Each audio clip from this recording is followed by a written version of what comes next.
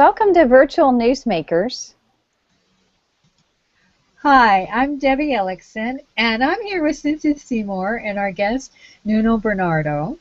And Nuno, you are a Emmy award-winning and Emmy-nominated producer and the author of Transmedia 2.0. So one of the questions that our audience is going to have, what is transmedia? And so if you can tell us what that is and then tell us a little bit how this came about. Okay. What is transmedia, I think, is the most difficult question in the world. Special because I think different people have different visions or different views about what is transmedia, what transmedia means to them. I can only answer for myself for the work we do at beActive, at our company. For us, transmedia is more a journey that leads us to, hopefully, to tell better stories and to tell stories for an audience.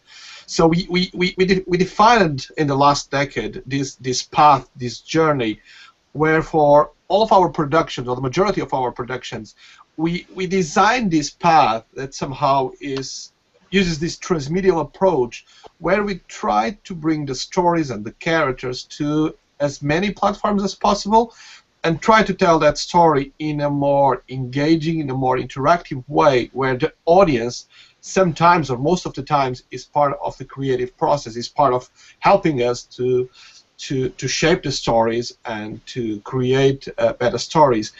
We did this in the past with different ways. Sometimes we asked the audience to decide where the characters will go on the next episode. Other times we ask the audience for feedback. Sometimes we ask the audience to punish which character should we punish in the story. And other times we also ask the audience to fill in for us as creative forces. And in one of our last projects, Beat Girl, we even asked the audience to write spin-off stories for characters that were minor characters in our main story, but we led the audience, or a few members of the audience, to bring the story, to bring that characters to other places. So for us, transmedia is this art form, or this approach where you can tell stories in this day and age, because nowadays, whatever we want, whatever producers want, whatever studios want, audiences are transmedia. They are multi-platform in a way that they consume entertainment in the devices that they want. They consume it at their own rhythm, at their own pace, and they like to be heard. They like to participate. They like to discuss it. They like to share. They like sometimes to mash up. They like to create fan fiction. And that's what audiences are doing. So for me, it was obvious that ourselves as producers, we need to follow what the audiences wanted, what the audiences were already doing. So we started doing this in 2003. It's more than 11 years ago, because it started at the beginning of the 2003. And for us, it made sense to tell stories this way, because we were telling mainly stories for younger audiences. We were working in the young adult audiences, and at the time, and I think it's more important now, they were not only watching TV. They were doing different things on different media. And for us, if we wanted to tell stories for an audience that could listen to us, could connect with us, we needed to be multi-platform. We needed to go wherever they are. My background is advertising, and in the late 90s, mid to late 90s and early 2000s, I was working in an advertising agency, and we had several clients, and some of our clients have products for these younger audiences, and they were already complaining because there was this new thing called internet, there was this new thing called mobile phones, it was the beginning of cable television in Portugal, where I am from. And the advertisers, the brands, were already complaining that it was very difficult to sell products and promote products to these audiences, because they don't know where they were. They don't know if they were watching television or listening to radio or doing something else. And for me, when I set up my own company, when I start producing content for this audience, I thought I will not follow the same mistake of just doing a television show and expecting them to switch on the TV once a week on this schedule. I needed to go there. I needed to connect with them where they were, and at the time they were on a mobile phone. It was the early 2000s where every single teenager in the world spent hours sending 3,000 messages, SMS messages per day. So if I want to tell a story, if I want to connect with them, I needed to be there. And I think I don't know if people will get our first take, but to tell them this is our second take. And in your first take, when you present myself, you talk about the War of the Worlds, the Orson Welles radio play. And for me, this was a big inspiration because I need to do a disclaimer. I was not born at the time, so I didn't listen to the original play.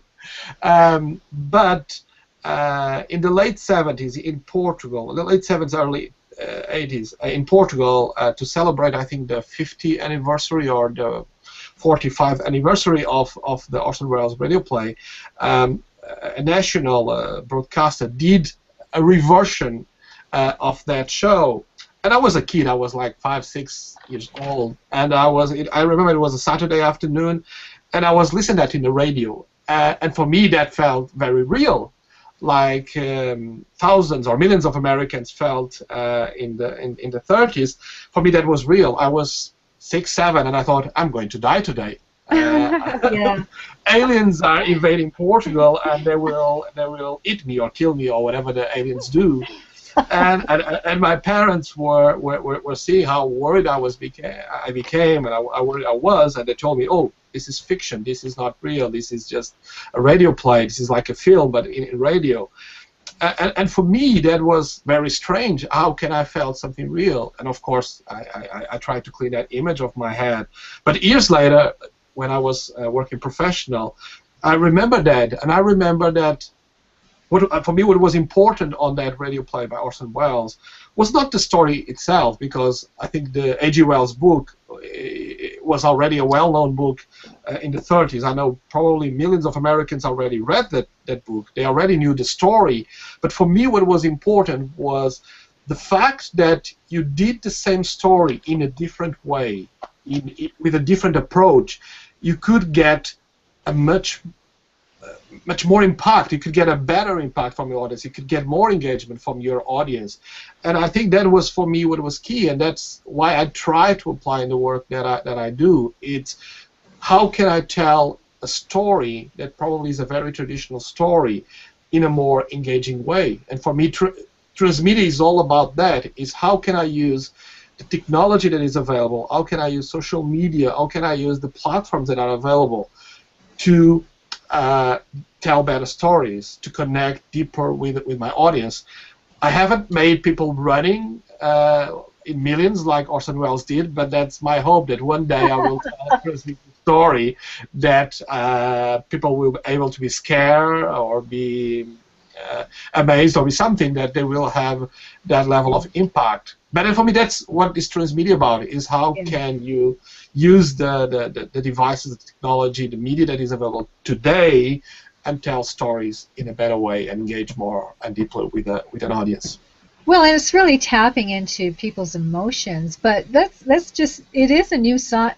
Well, officially it's a new science because the Academy of Television and Arts has just recently in 2010 included Transmedia producer on their list of awards. Credits. So of credits, right. Wow. And you know, it's very specifically drawn out of what it means to be a transmedia producer. But in the other sense, you know, like you mentioned, we have been using transmedia for years now. This is just a name that has been attached to what that means, and I'm sure it still kind of confuses people. But the multi-level, some people think transmedia is telling the same story on multi-platforms, but we're talking about having a centric story or centric product, and then branching out or developing a campaign around that centric project, whether it's a TV series, a movie, it could be a book, it could be anything, and then you go to Facebook, Pinterest, or YouTube, or do little mini-series, or pull unique content out of that central story to make a big story, right? Exactly. I think that I mentioned that in my book. I think the concept of what it is, it's an evolution how audiences are being consuming entertainment and stories and content in the last century, if you want.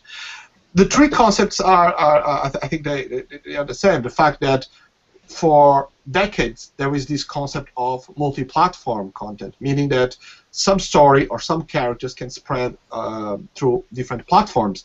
Disney is the king of multi-platforming because whenever they create a character, they will do millions of products and exploit that character in all the media, from films to games to theme parks to whatever. And that part is not new. Second, audience engagement, also for me, it's not new, because I remember when I was when I was kid, I was part of this community that was the Disney Club. I bought a Disney magazine, and there was a form that I filled in with my address. I sent to Disney or someone representing Disney. They sent me a nice card, and 4 times a year I got a magazine from that club, from that community. And again, this organizing content and organizing communities around content and around properties and around characters is not new. Also, discussing a show, it's also, that's nothing new, because again, when I was in primary school in Portugal, we only had one channel, and of course, when we go out of school and we go home, there was the animated series. And of course, every single kid at my age, every single kid in my class, we all watch the same animated show. And of course, next day at school, in the interval, in the break, we all discuss yesterday's episode. So that is nothing new. I think what is new nowadays is that level of engagement, that level of how can I talk about a show, how can I be part of a community, it's done in real time on a global scale.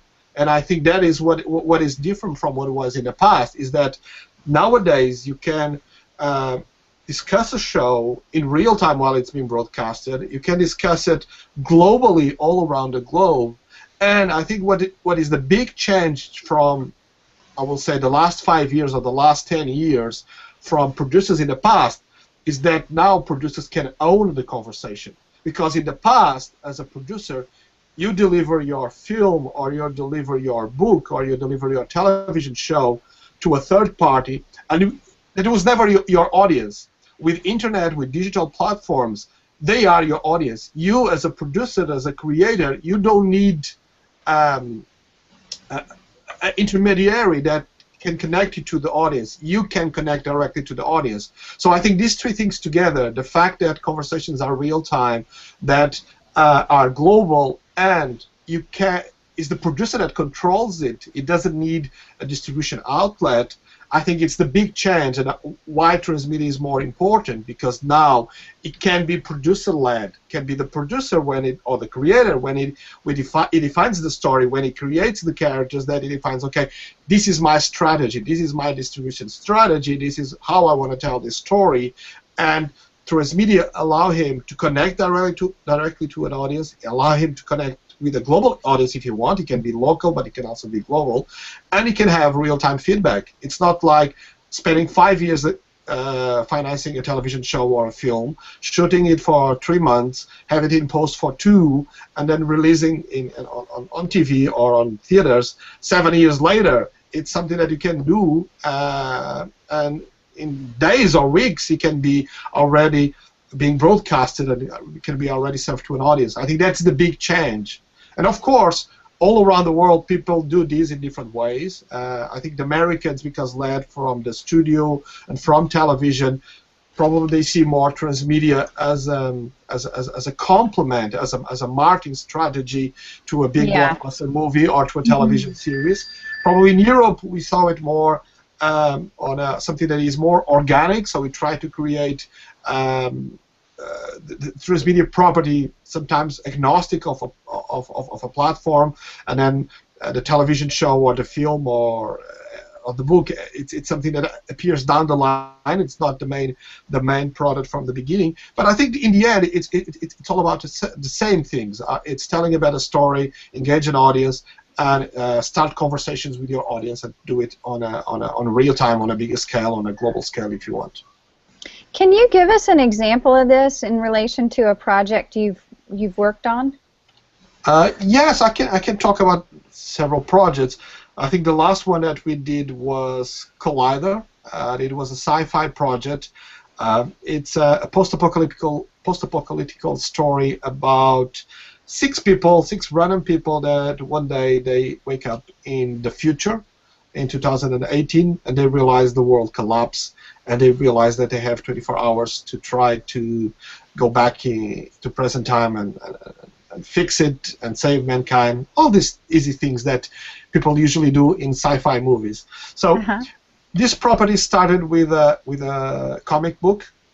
So the comic book then led to a mobile game, led to an ebook, led to a social media experience, led to a web series, led to more games, led to a graphic novel, led to a television series, and down the line it led to a movie. So this is what I was mentioning in the beginning. For us at beActive, this transmedia approach is like a journey where you start in one or two platforms, and you keep adding platforms in a way that the story can be enriched on different platforms, and then it can go to other media and can capture other audiences that probably don't read books but play games or are online. And usually down the line we keep adding more media, and probably more expensive medias, because we also use this approach as a proof of concept. So when we start small, we start digital, we start online, and if we get good feedback from what we expect is the target audience, and sometimes we get the feedback and we incorporate that feedback in the story development. Sometimes they don't like a character, sometimes they don't like the way the story is going. So we have time when we are working on a small scale to keep adjusting the story, keep improving the story. So 1, 2, 3 years later, when we're going to do a television series or when we're going to do a movie, we already have a pre-built audience. We already got our test groups, because we already have audience giving us feedback, what they like, what they don't like. So, and we feel more confident that there will be an audience to watch the show, there will be an audience to go see the movie, because it's already a pre-built audience. There is already a community that likes and shares and helps us to promote it.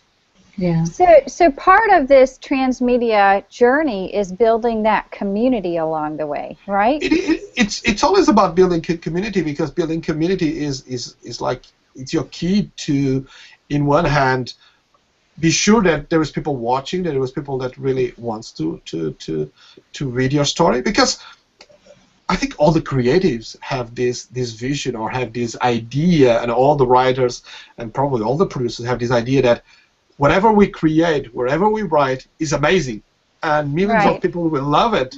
And most of the times that's not the case. Yeah. And for me, this approach allows us to really get this reality check. It's sometimes we create things that don't have a response from the audience. Right. Of course, on my book, and of course when I do my talks, I always talk the success cases. But in this last 10 years, the last decade, we had some stories that didn't work out, because we were confident that we got this hit in our hands, and then when we use our approach, when we start sending the first pieces of content, the audience just didn't care. They just didn't like it. They just didn't connect with the story, and that allows us to cut off the plug and up the project before we did bigger investments. So we of course we lose some money, and we lose some time, and we lose sometimes some our motivation. But it's good to do that on a small scale. Then later on, if we produce the movie or we produce a television series, and then later on we realize there's nobody So this is no longer creation in a vacuum. In other words, this is you know, like you said, a journey. But it's no longer just the creators sitting in these rooms writing these things. It's interesting because Orange is the New Black is such a huge hit in this country. I don't know about the rest of the world, but it's an independently developed production on Netflix. And it's raised a huge amount of issues in terms of the prison reform, for one example, and it's created a whole lot of conversation. But when there's all kinds of moments where they'll have the actors and actresses will have live tweets, and I've had conversations with Piper Kerwin, who actually wrote the original book, who was the character Piper, on Twitter. She's very personally active and engaged, not only in the story and the production, but also raising awareness about these issues that are going on. Then they all do these interviews and these speeches, and they're all involved in all of these aspects of this. And then I'm running down the street the other day, and I listened to Spotify, and they've got a playlist on Spotify of the music that Piper might have listened to or whatever. So, I mean, they are really, like, over the board, and they're using images and pushing out, doing live conversations while people are watching the show. They've got hashtags. So it's really been very interesting to see the many ways that one production has sort of spawned itself out into all of these other forms of media and conversations. So that's an example we've got here. And what is it is that sorry, I think there is lots of examples. Not from I think Heroes did that. I think before Heroes there was the Lost, and I think Lost is an interesting case because when it started, was not the producers that decided, okay, we were doing this. We are using social media, or we are using the internet to create additional stories.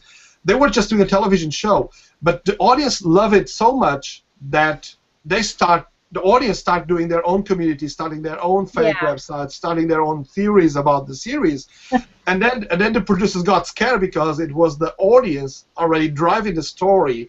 So I think on the second or the third season, the production company and the studio and the network almost took control of the online experience, so they could control the story and they could control how the story was going. And for me, it's an example how I don't think you can just hide and say, okay, I'm just doing a television show, and I don't want anybody to talk about it. I don't want anybody to do mashups. I don't want anybody to create tweets. I don't want anybody to interfere with my show.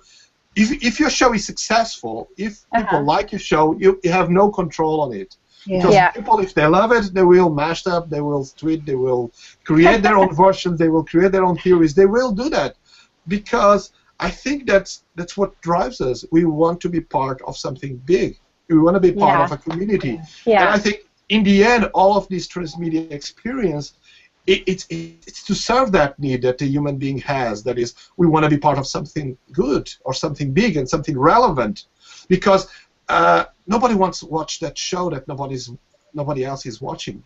And in the end, we have thousands of channels. We have gazillions of hours of content on YouTube, but we keep talking about the same television shows because entertainment, television shows, music, books, films, they are topics of subject, and it only makes sense to watch something that if in the next day at school, at our office, with our friends in a coffee, we have something to talk about. Because if I watch a show and you don't watch and then we meet, it's a big part of topical conversation that we are losing. And this is why I think transmedia and this transmedial approach is important, because it gives the production company to somehow control in a good way, not control in a bad way, but somehow lead the conversation where the audience can talk with the show or talk about the show in the social media. And I think it's better as a producer, as a creator, if you somehow control or you lead,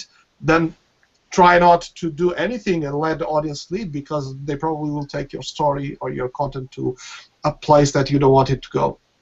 And one of the things I liked about your Transmedia 2.0 book is, and I give a shout out to it because it really is a step-by-step guide, whether you're producing a movie or a book, or heck, you could be producing a business product. You can still apply it, but while it's kind of a step-by-step guide, you can create a plan for your transmedia, but like you say, you have to kind of gauge the audience participation on each platform. So one of the examples you used in the book was with the diary. Was it Sophie's Diary? Yeah. Where you created a Facebook page, but you found that your actual audience for that project was more geared to Pinterest than Facebook. So you canceled the Facebook page and put more activity on Pinterest to draw your audience in. So I think that's an important message, that when you create a plan, you don't just stick to it regimentally. No, I don't agree with Kevin Costner that if we build it, they will come. So in our approach is, we don't try to create a website or create something and say we are great, come to us. Our approach is the opposite, is to, when we create something, the most important thing is, who's the audience that may be interested in reading this story or watching this story or connect with these characters.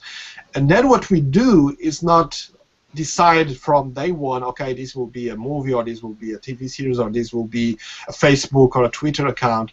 Is to decide where these people are, spending a big chunk of their time.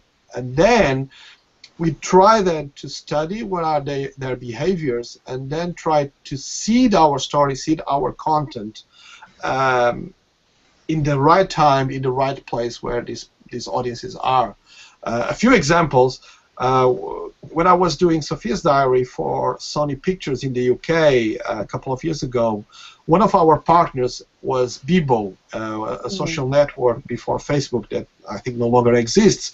But at the time, Bebo was the #1 network for teenagers. So from day one, we thought we need to be on this social network. There is no point to be on MySpace, because the teenage girls that we wanted to reach, they were at Bebo. So the first decision we made was, okay, we're not going to MySpace, because at the time, we're talking about 2007 or 2008, everything was on MySpace. But we didn't want to be one more on MySpace, because we knew that our audience on this specific market, it was the UK, Ireland, Australia, and a bit of Canada, they were at Bebo. So we went with Bebo. The second was we worked with the team at Bebo, and we somehow defined the path of our audience with their statistics, with the overall behavior of the teenagers in the UK. We realized that teenagers, especially teenage girls on the age of 13 to 16, that was our target demographic, they were getting home around 5 p.m. There was a big popular soap opera that went on air at 5:45. So we knew that we had a window that was between 5:15 and 5:45. We have this 30 minutes window to engage with them, because the statistics show that teenage girls and some of the boys, they connected people at around 5:15, and their more intense period was between 5:15 and this 30 minutes. And then, although after 5:45 they still logged on, their attention was split between the soap opera that was on TV and some social media experience. So when we serve content, when we create our webisodes, and when we create our engagement with this audience, we knew that we needed to be on air around 5:15, 5:20, so we could get the majority of our target audience attention at that period of time. Later, years later, when we did Bit Girl, of course, we thought, okay, we go to Facebook and we create a Facebook profile for this character called Heather. And then I was in Cannes with my business development person, and she at the time she was the biggest and heaviest user of Facebook that I knew. She spent a lot of time on Facebook, but in the weeks before this event, she stop using Facebook. And I was with her, and I asked, why did you stop using Facebook? And she said, I don't like Facebook anymore because my use of Facebook is to share photos and share photos that I took and photos that I like. And I found a new service that was much more interesting than Facebook. It was called Pinterest. And then I thought, I never heard about Pinterest. So I went, Google, Pinterest, some data, some figures. And at the time, I think we were talking about 2012, Pinterest had a huge rate of new subscribers, especially in the 18 to 35 women category. So women were dominating Pinterest, and their registration rate was through the roof. And I thought, I don't want to be in Facebook because on Facebook I'll be one more, and on Pinterest this is a new social media network, and my audience, or the audience that I was trying to capture with the Bit Girl, is now on Pinterest. So instead of going Facebook, we tried to use Pinterest as a storytelling device. We come up with this, nothing new, but I thought we brought this photo novel, this comic book with photos approach, and we start telling the story about this character using Pinterest, using images with balloons, with a text on Pinterest instead of using any other platform, because that's where our audience was. Yeah, I think that's a great lesson there, is don't be married to a particular platform just because it's familiar, or if you think your audience likes that, but you have to go where your audience goes, and you can't say that enough.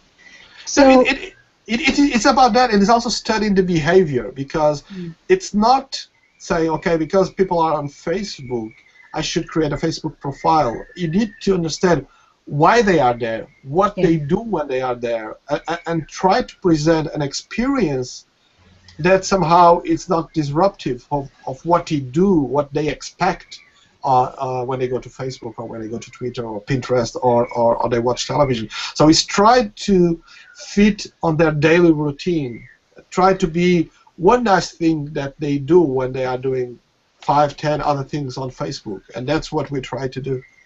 That's a wonderful tip. Yeah, that's a really great tip, actually, because I think a lot of people have a tendency when they shift from one platform to another to try to speak in the language of one platform in the same as another. And really, it's like speaking French in Spain or Portuguese in Spain, and y'all are next to each other, but you don't necessarily speak the same language. So I think there also is a native tongue of each of these platforms, too, that needs to be understood and identified. Exactly. One of the things that I think the people abandoned that idea, or studios abandoned that idea, but years ago I was in a conference, and the topic of the panel, and everybody was excited, and there was big studios putting a lot of money behind it, was how good it was. Now we have iPhones, and watching a movie here is painful, but it's acceptable. But go back 6, 7 years in the past, and our phones didn't have these nice screens. They were very small, and people were excited of putting 2 hours movies on these devices, and that was the future. You will watch something very small for 2 hours, and it was not about that. And of course, the consumers rejected that because that was not the way to go. And I think there's a lesson there. Just because you can do it, you can put a movie, a 2 hours movie in a mobile phone, doesn't mean that is the best experience you can get from that content on that device. And I think that is all about how people use the devices. The part of the day. It's interesting, though, because there's now that middle ground with the tablets and the iPads, and I can be honest with you, the more I get into my iPad as a consumer, because to me that's a consumer device. You know, you consume information on an iPad. You don't create content on an iPad, but you can, but it's not as easy. The question is I have completely moved away from my television and so is my family. And so my daughter will watch her things on her iPad, I'll watch my things on my iPad, and it's really become a good middle ground device. And for me, I prefer the TV. I'd rather hook up the iPad and have the internet connected to the TV, because I like the big flat screen. I want mine on the particularly when go. I'm watching sports, I want 3 TVs in front of me on NFL Sunday so I can watch 3 games at the same time. So, well, it's nice to watch different tabs, but I like the big screen in my house. So, I think, and that's it, and everybody's different, right? Exactly. This is why I love Transmedia, and this is why we do the work that we do, is because you can't impose things on the audiences. You need to prepare your distribution plan, try to create the best content, the best stories as possible, and then let the audience create their own experiences and use the way that they want to do it, and use the way they on the devices they want to do it. It's not like imposing windows on imposing ways to do things. It's how can you create a story, create a nice story, try to add as much content as possible so the story can be more interesting from the audience's perspective. Audience can get more connected with the characters, can get deeper in the issues of the story. But then every single person will do it in a different way. Yeah. But in the end of the day, we need a place that we can exchange stories. And for me, social media is that kindergarten, or this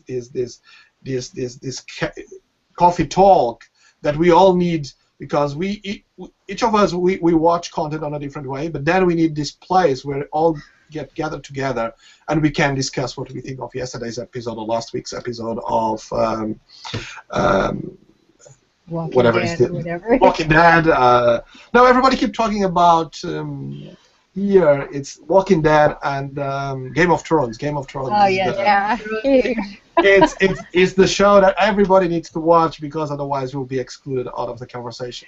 Yeah, you almost feel like you have to go binge. If you haven't been watching it, you have to go onto Netflix and binge view to catch up so you can join the conversation.